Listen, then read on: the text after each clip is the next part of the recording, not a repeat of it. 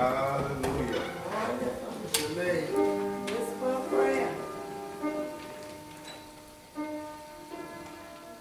And all the Lord's people said amen. Amen.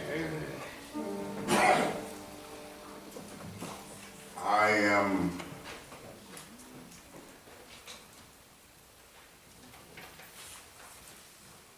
peacock proud. All right. And honeymoon happy All right. to be here tonight. Amen. The substance of your worship has been extremely profound. And to be here with my brother, let me correct something. Let me get this straight before I say anything else. Spoiled?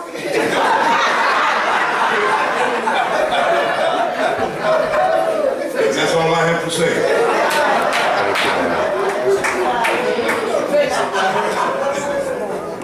We've been friends for 40 years.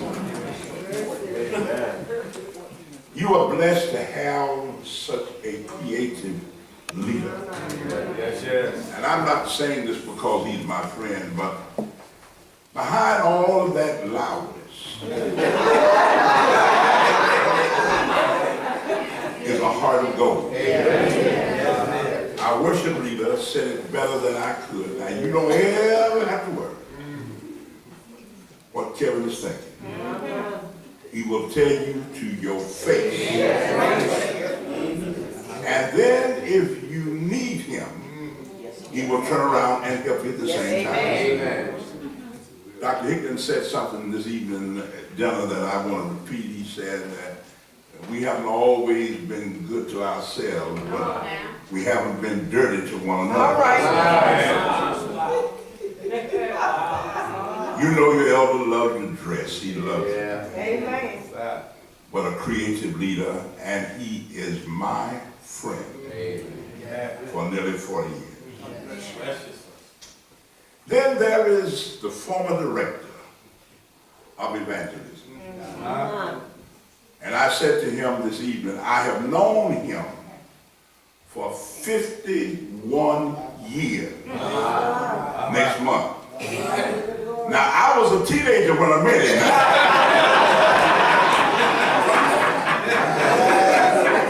Now, let's get that straight. I was a sophomore at Livingstone, and his dear friend was conducting my revival. And he said, my good friend is coming. And that was 51 years ago.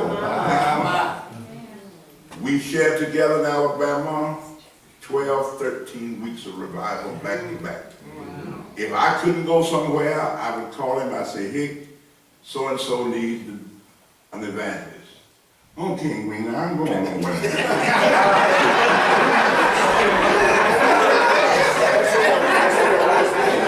And then he would call me and say, like, Greene, listen, now you need to go do that meeting. I can't do that meeting.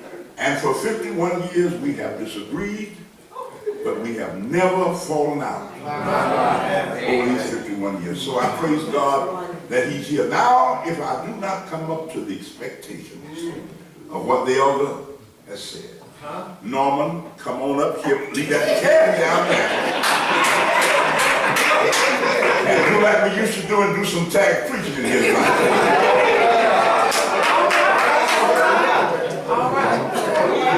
The Lord knows who to bring in your life. Reverend Person is here, and he's my son. I pushed him to go to Livingstone. I said to him, do you plan to be anything in this church? He said, yeah. I said, get your tail up to Livingstone and make something out of yourself. He did that, graduated seminary, and now he has been accepted into the doctoral program. No, not at Norwood. He's going to United. Fred brother, is that right? That's right. Okay. That's my Fred brother right there. And to this pastor and his lovely wife. He succeeded me in New York 37 years ago, again? 37 years ago. So there's a great bond here tonight. Now, I'm like the late Dr. Caesar Clark. Now, I waited for you. And I'm old and slow, so you want to pray with me tonight. All right.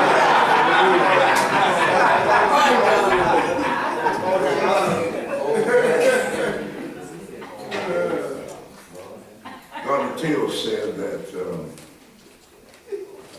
young preacher had been assigned to, been elected to a church, and he went, his wife couldn't go, and he went, when he got back home, his wife said, "How did it go?" He said, "I think so, it went fine. I went to Sunday school, went through worship service, and everything was fine. And went to the chairman of the deacon board's house. I said, I think I may stumble a little bit. I said, "What are you talking about?" That deacons were there and got ready to eat dinner. Chairman of the deacon board said, "Reverend, would you care for some coin?" And he said, "I slipped in my glass."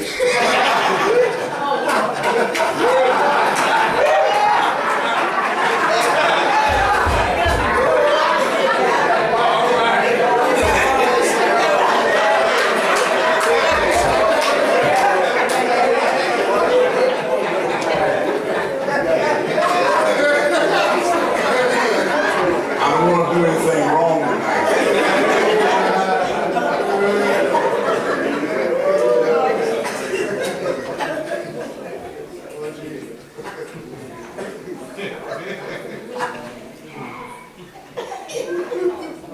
Amen.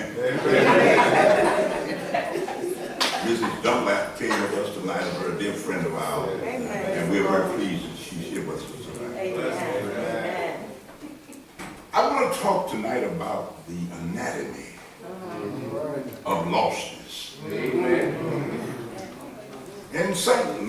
In Luke, chapter 15, verse 4, verse 8, Milton, if I run into this snare, you better help me because of my relationship with your daddy. You hear me? Chapter 15, verse 4, verse 8, verse 24. What man of you, having 100 sheep, if he loses one of them, does not leave the 99 in the wilderness, and goes after the one which is lost until he finds it? Or what woman having 10 silver coins, if she loses one coin, does not light a lamp, sweep the house, and seek diligently until she finds it? For this is my son, which was dead and is alive again. He was lost and is found, and they began to be merry. The anatomy of lostness. On any scale that you can find, 99 out of 100 is pretty good. That's right. I don't know too many people who would turn down $99 simply on the basis that it is not $100. Any student during their course of study who could achieve and maintain an average of 99 would be considered an outstanding erudite scholar. That's right. That's right. Because 99 is pretty good. Yeah. Any farmer Come on now. who could secure and guarantee a return average of 99 out of 100 seeds planted would be considered an agricultural genius. Any coach who could stimulate Come on, Doc. All right. and prepare his team that team would win 99 out of every 100 games played would be peerless and unparalleled by any other. You will agree with me tonight that 99 is pretty good. However, when you consider the church's obligation to the world, when you take into account the believer's responsibility to the lost, the same scales that once registered 99 as pretty good will now register 99 as a failing grade. In my hometown out in the country, they used to sing when I was a little boy, 99 and a half. God is not concerned or interested in the business of what we call what's the word I want to use? A percentage of being pretty good. Jesus said, go and find that one which is lost. The anatomy of lost. Much of what we see in our churches is not Christianity, but it's culturality. We are so concerned about being big and attractive to our cities, and especially to our denomination. We are losing our power, and that can be dangerous. See, our Zion churches major in what matters some, and we minor in what matters most. All right, just tune in to the average believer's conversation and take note. Take note about what we brag about. How much money we raise. Girl, you ought to have been there. We had some Woman's Day. We brag about Men's Day. Now, money does matter. But in the kingdom, it matters some. But it's not what matters the most. Some of the saints are in such pursuit of the lost coin that they can't and don't take time to look out for the lost sheep. We brag about the size in our historical churches. When I used to meet my classmates, the first thing they wanted to know, Greene, what size is your house? We like to brag about the size of the crowd and how many members we have. We even brag about our ability to have a good time at worship. Child, you should have been there. We had a time. Well, what did Reverend Wilson pray? I don't know, but child, we had a time. Am I right about that? Well, all these things matter, but they do not matter the most. Now imagine. Now I'm old and slow. You're going to have to pray with me now. Imagine standing there, Jeff, pour me some water, before God, bragging about the money. Yes, sir. We raised and exceeded last year's budget. Look at our facilities and look at the crowd that we have because every seat was taken.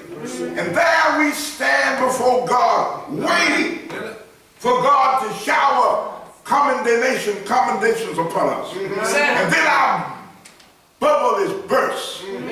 Because God says, where's the lost? I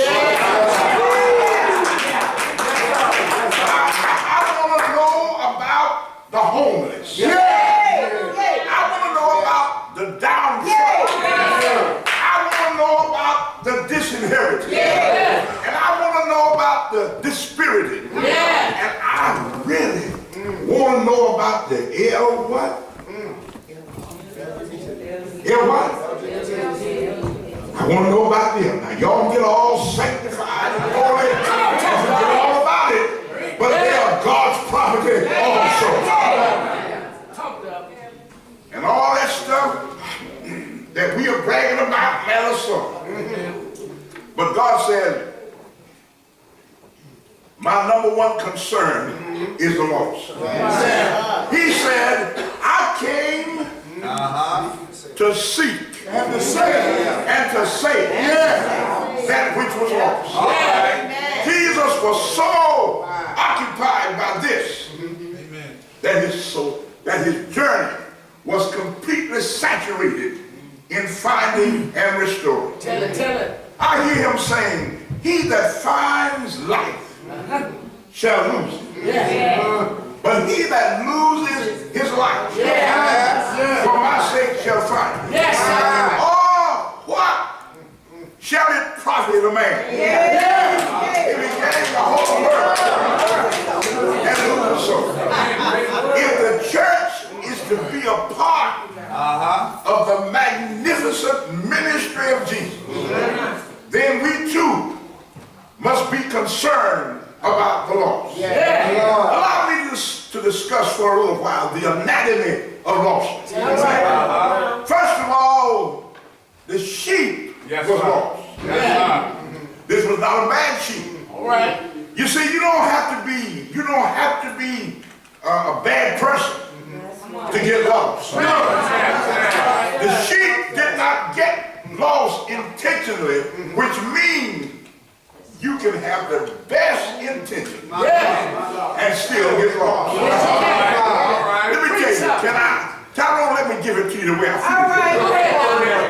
feel. The sheep started grazing and walking. Walking and grazing. Grazing and walking. Walking and grazing until he grazed his way into lostness. You know, sheep can only see 6 feet ahead of them. My sisters and brothers, you don't need an intention to get lost. You can simply walk and graze into lostness. Now the sheep also got lost because the sheep was aimless. Aimlessness is a sign of lostness. When you have no purpose in life, or your purpose is not tied in with God, you can simply walk and pray into lostness. Now the sheep also got lost because the sheep was aimless. And aimlessness is a sign of lostness. When you have no purpose in your life, and your purpose is not tied in with God, that is an indication that you are headed for lostness. Seek ye first the kingdom of God. When you are aimless, every little wind that blows along can cause you to trip. Many of the saints fall for anything because they don't stand for anything. That's why many believers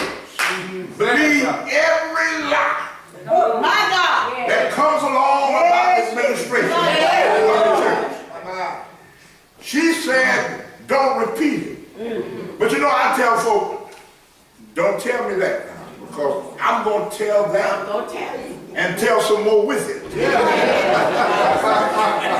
Now, lostness through aimlessness does not happen all at once. It's a gradual process.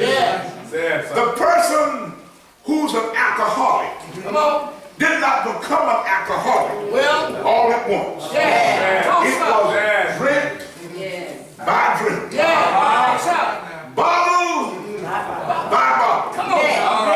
The addict did not become an addict all at one time. It was one pill, 3 joints, joint to crack. The prostitute did not become a prostitute. It was fling by fling, little dollars to big dollars, and gradually into prostitution. Lostness by aimlessness does not happen at once. You got up here not too far away from the city. Someone was born down in the country. You know, let me break this up so you can help me.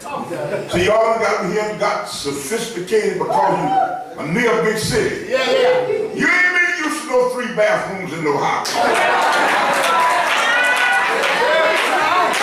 You know when it was back there. You ain't always had to take no shower. You know about that silver tub on Saturday night. How about y'all witnessing this house? You didn't always take no shower every morning. You just took a wash up.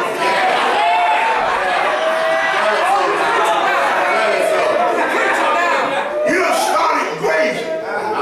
Too busy to come by prayer meeting. And you done started walking. You fell in love with somebody that you thought had turned your world upside down. And now you can't come to church. And because he says, baby, I want you here with me all the time. And you forgot that everything that you had, God gave it to you. Whenever God gets ready, he'll take it away. So always keep your mind focused on Jesus. You didn't mean to get lost. You didn't mean to get lost. But you took your eyes off the shepherd. Whenever you take your eyes off the shepherd, you're bound to get lost. My grandmother and your grandmother and their generation didn't have as much education as on these 3 pews. But I tell you what mama and them did have. They had some common sense. And they would always say, I may not know everything, but I know where I'm bound. I'm bound from outside. Way out over here. And if anybody asks you who I am, you tell them. Well, secondly, and I got to get through here. Secondly, the lost coin. The sheep was lost because of aimlessness. But the coin was lost because of uselessness. The coin was lost and useless. The coin got lost through no fault of its own. The woman had power over the coin.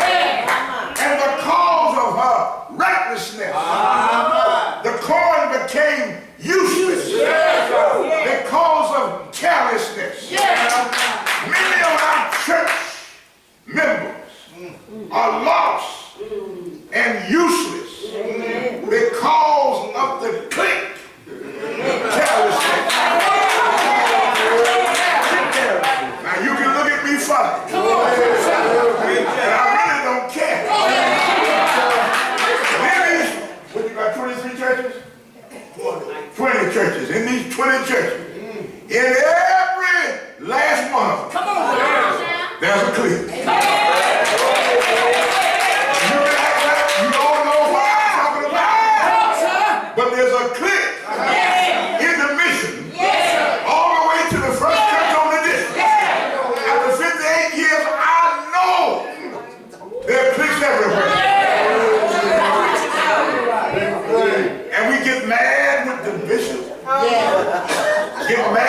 the presiding elder?